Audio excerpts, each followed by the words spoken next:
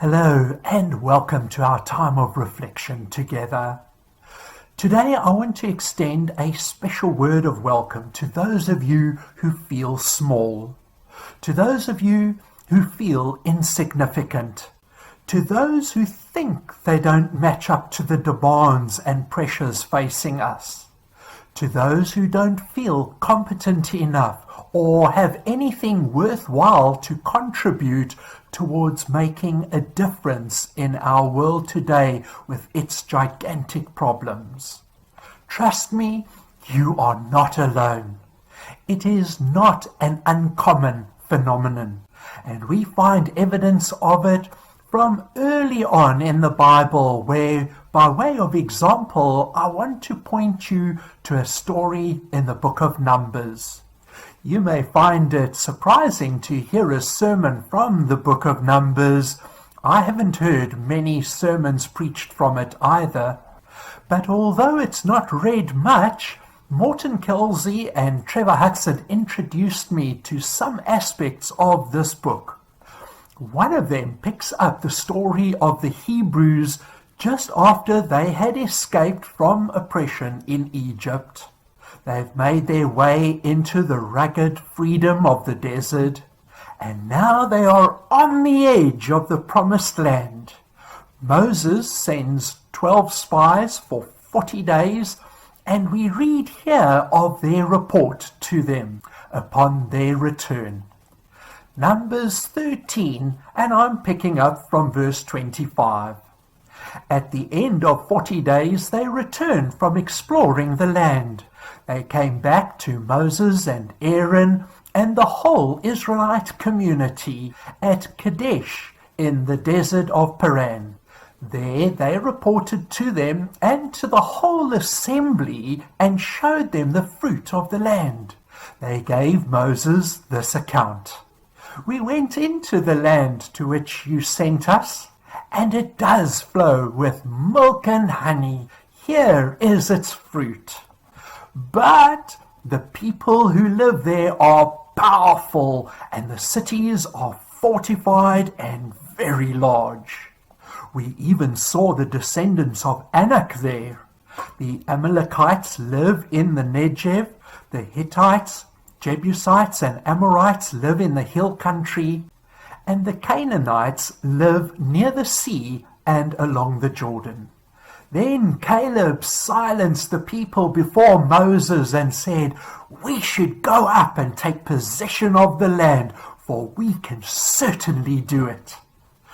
But the men who had gone up with him said, "We can't attack those people. They are stronger than we are." And they spread among the Israelites a bad report about the land they had explored. They said, "The land we explored devours those living in it. All the people we saw there are of great size. We saw the Nephilim there. The descendants of Anak come from Nephilim. We seemed like grasshoppers in our own eyes, and we looked the same to them." And here we end our reading for today. I want to begin this sermon with a story. It's the story of a duck church in Duckville, and every Sunday all the ducks in Duckville would waddle along to their duck church. They would file into their church and sit in their comfortable duck pews. Once they had sung a few duck hymns and choruses and said some duck prayers, their pastor, Reverend Duck, would read from the Duck Bible and then deliver his duck sermon. One day, Reverend Duck said to them, "Ducks, you can fly. Ducks have wings. Wings are for flying. Therefore, ducks can fly. Every one of you can fly." And the duck congregation all quacked their hallelujahs and sang their closing duck hymn. And then once all the ducks had conveyed their sincere thanks to Reverend Duck for such an inspiring sermon, they waddled all the way home again. It's a tragic story, and the reason it is tragic is because it's true. The story describes an affliction that is all too common amongst us. It is an affliction that robs many of us of the power to deal with life. This affliction may be partly religious and partly psychological, and those of us who suffer from it often feel worthless and insignificant. And even though we hear the life-affirming Word of God, for some reason we can't seem to get going in life. We don't seem to be able to get what we should out of life, or like our ducks, fail to launch into flight. Psychologically, it is referred to as having low self-confidence or a low self-esteem. Some time ago, I came across a highly descriptive name for this affliction that comes from the Bible passage we read. It's called the Grasshopper Complex. Going back to the scriptures, let us firstly unpack how this complex manifests itself in their lives and ours, and then we will look at how to overcome it. As we look at how this complex unfolds, it begins when we forget who we are and where we have come from. It's interesting that slavery began with the words in Exodus 1, long after Joseph's legendary years in Egypt, which says, "Then the new king, who did not know about Joseph, came to power in Egypt. Look," he said to his people, "the Israelites have become much too numerous for us. Come, we must deal shrewdly with them." And so they put slave masters over them to oppress them. The storyline of slavery began when they forgot who they were, and over time slipped into harsh slavery. God then hears the cries of the Hebrews in slavery and worked amazing signs and wonders through Moses until Pharaoh eventually let them go. And after traveling through the desert, a time of astounding evidence of God's favor, providing food and water for them, the children of Israel arrived at the borders of the Promised Land. 12 spies, one from every tribe, were chosen and sent in to scout the land. In their report back, they all agreed that it was a wonderful land. The end of their journey was in sight. But 10 of the spies felt that there was something else, something far more important to report. They forgot about God's might and spoke about the large fortified cities and the giants of Anak. These obstacles seemed greater than what they could deal with, more difficult than God leading them across the Red Sea and providing rivers and enough food in the desert. And so we see how this complex develops as they choose to believe a self-defeating description of their story. Despite the confidence of Caleb and Joshua to occupy the territory, the vehement opposition of the majority prevailed, as they said, "We seemed like grasshoppers in our own eyes, and we looked the same to them." What an admission! These people had no confidence in themselves, nor did they have a vision of what they could accomplish with God by their side. They had lost the capacity to see the future through the eyes of faith. They were still struggling in an old paradigm with the slave mentality of Egypt, and not only forgot what God had done for them so far. Their slave mentality became the blueprint that informed all their decisions. And it did not matter how beautiful the promised land was, or how God had led them.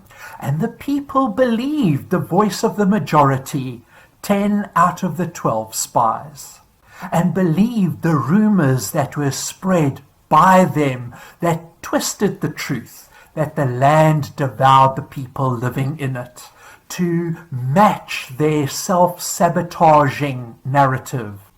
And the consequences of choosing such a low, self-confident grasshopper storyline was disastrous.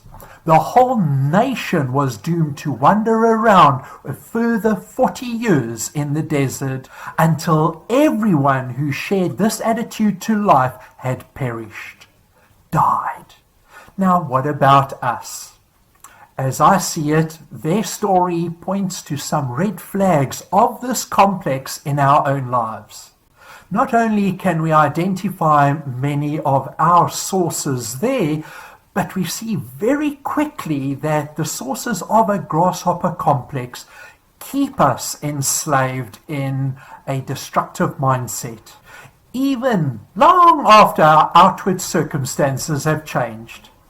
The sources of this complex are not hard to uncover. In the first place, we forget God's work in shaping our lives. We forget that we have been fearfully and wonderfully made, put together by an infinitely creative God.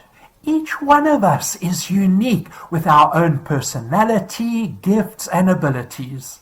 But when we forget this, our narrative changes from "we can certainly do it" to "we can't." It's when we start believing that our body is not as attractive as the movie and sports stars and the airbrushed magazine models, that we don't have what it takes to make a difference, we are not intelligent enough, etc., etc. It's Pharaoh's shrewd tactic, undermining who God uniquely created us to be. And just by the way, the irony is that many of those stars feel exactly the same way too. Look at Marilyn Monroe. Everybody loved her, except Marilyn Monroe. Despite her beauty and talent, she didn't believe it.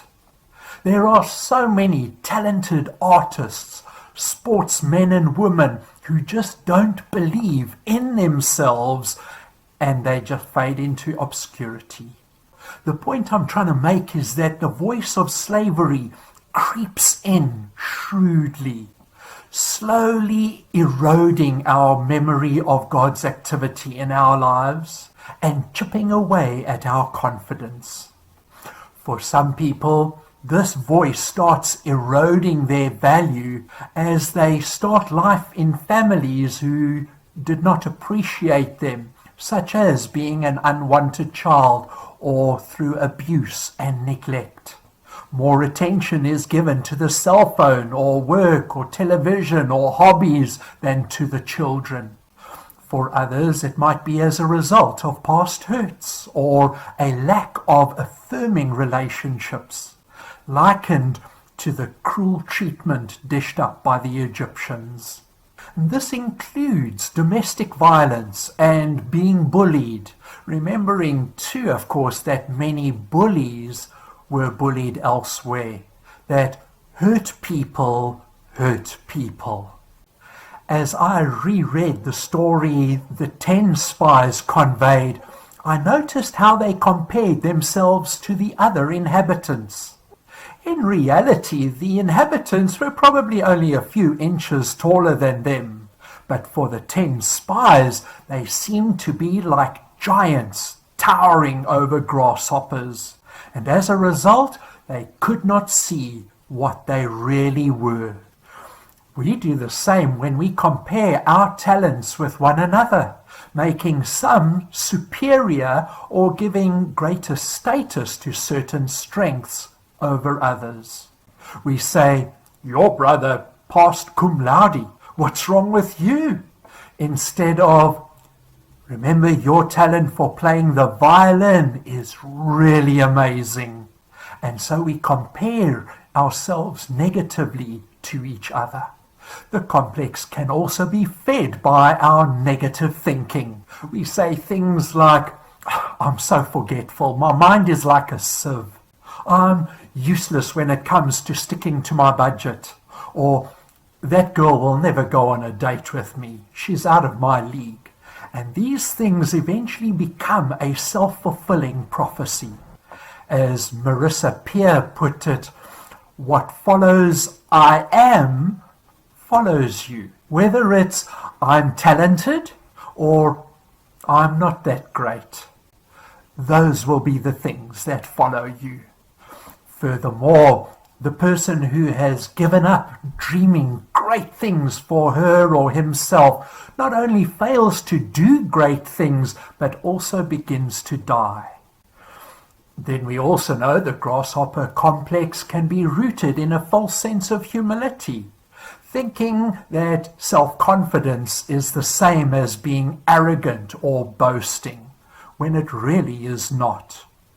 Another reason is fear, constantly expecting the worst. So we never take a plunge, and through it we become dragged into despair.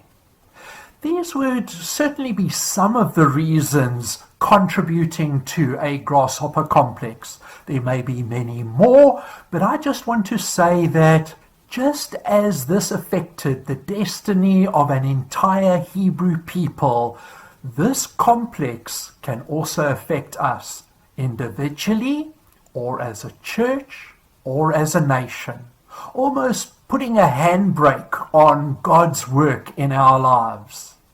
When we think ill of ourselves, we effectively prevent good things from happening in our lives. Well then, you ask, how does one break the power of the grasshopper complex? I want to offer a few suggestions. Firstly, we can begin by realizing that no human being was meant to be a grasshopper. The book of Genesis tells us that we were all made in the image of God, and that God breathed life into us. As such, we have unlimited potential. And when we look at ourselves as grasshoppers, we not only belittle ourselves, but also we belittle God. God created us and loves us. Each and every one of us have unique personalities, talents, preferences, insights, and abilities. I always remember a poster of a little child with a caption written underneath, I am me and that's good because God doesn't make junk. Consider again, just for a moment, the words in Psalm 8 where we read, When I consider your heavens, the work of your fingers, the moon and the stars, which you have set in place, what is man that you are mindful of him, the Son of Man that you care for him? You have made him a little lower than the heavenly beings and crowned him with glory and honor. And then, take a baby, for example. A baby pushed along in the pram does not say, oh no, don't look at me, I've just vomited on my clothes and pooped in my nappy. No, they know they are wonderful. They love the attention. A young child in nursery school loves to sing and dance at the end of year concert. They know they are special. That is, until life knocks it out of them by shaming their mistakes and failure. We must remember where we come from as a wonderful creation by God. And where life has sought to undermine that, we need to let God's affirming love back into those places again. That happens during our times of solitude or worship, where we can remember the one who stands at the door knocking. He will not force his way into the door of our soul. But if we hear that knock and open the door, we will find the risen Christ standing there with one hand raised to knock. When we allow him to enter our lives, he embraces us and tells us that we are loved with a love that will never let us go. When we receive that assurance in our hearts, we know that we are not grasshoppers. You'll see, a self-confident person will say without a moment's hesitation, I'm the best at whatever. They won't have a whole long list of things because that then just becomes empty boasting, but maybe just one, maybe two things. They know what they were created for and the value they bring into the world. So they are not sidetracked. They won't allow themselves to be molded into the expectations or demands that others try to place on them. I'll never forget one of my colleagues in the ministry saying to his congregation, I am gifted in leading Sunday worship services. If you want the best worship experience in town, come to my church. And he was the best, a gifted musician, competently playing multiple musical instruments, and he had a great voice. But he also said, if you want a good counselor, don't come to me. I don't fit that mold of being a pastor. He knew his gifts, his strengths, and he wasn't threatened by other pastors who did a better job at other aspects of ministry. And that takes me directly into the second suggestion I want to offer. And that is to celebrate, to affirm our differences. There's the fable of the animal school, which required each animal to complete the entire curriculum. The duck was a great swimmer, the grasshopper was top of the class in high jump, and the cheetah was fastest on the track. But to just use as one example, because the duck was slower on the track, he had to go for extra lessons, which damaged his webbed feet, and that in turn made him become just a mediocre swimmer. And a similar thing occurred to the other animals who did not do so well with the other disciplines. The point is, play to your strengths. You will experience far deeper satisfaction in life instead of our life just feeling mediocre. Don't apologize for those strengths or be threatened by the strengths of others. Celebrate those who are good at sport, at maths, at public speaking, at languages, at art, those who are good team members and those who prefer working on their own, and so on and so forth. Celebrate the conservatives and the liberals. We are not all meant to be the same. Everyone has a valid point of view, and we can learn and add value to each other. Just don't force your opinion down somebody else's throat, or try and coerce them through intimidation and fear or through propaganda, the dominant storyline of the government or the media. But learn as much as we can from one another and be enriched by that. Again, just to say, a confident person knows their capabilities and knows where others can complement their lack. For example, a confident chief executive officer of a company knows they need a good accountant, lawyer, banker, visionary, researcher, marketer, organizer, and so on around them. The CEO knows that they don't have to be a jack of all these trades. They might just be an expert in one of them, and then surround themselves with those who can complement their skills. The third step in breaking the grasshopper complex is to have a real friend. I'm talking about having a friend where we can let our barriers down and let them in. This requires a great deal of courage. Sometimes we are afraid that the other person will enter our inner sanctuary and find nothing worthwhile, or find a grasshopper and step on it. But I know from personal experience that when we make the effort to let another person into our life, he or she will find in us hidden depths that we never thought existed. And when we make these discoveries, we begin to see ourselves differently.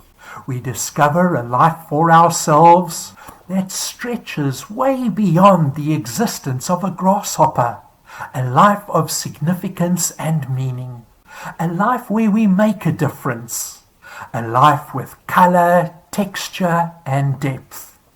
That kind of friend, in essence, is what a psychologist or counselor or personal coach is.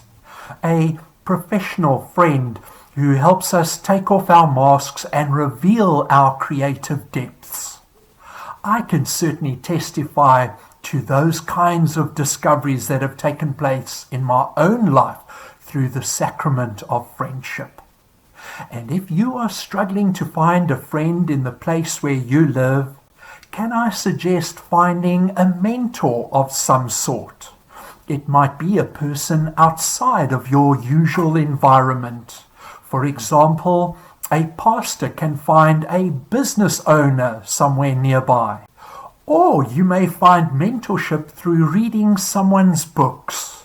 I have a few mentors in that category too. People whose books I read or follow on the internet.